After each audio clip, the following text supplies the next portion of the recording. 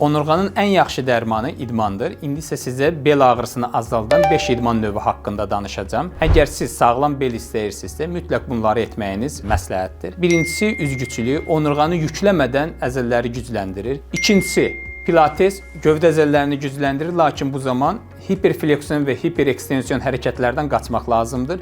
Belə ki, bunlar həddən artıq bükülmə və həddən artıq onurğada açılma hərəkətləri olmaz. Üçüncüsü yoga, elastiklik və balansı artırır onurğada, onurğanı daha çevik edir. Dördüncüsü sadə gəzinti, ancaq bir qədər sürətli gəzinti çox faydalıdır.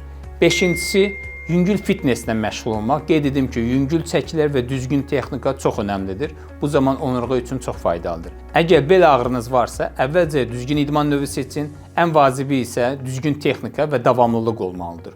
Bunlar sağlam orqanizmin əsasını təşkil edir. Bəs siz hansı idman növü ilə məşğul olursunuz? Xahiş edirəm şərhlərdə yazın, bu barədə müzakirə edək.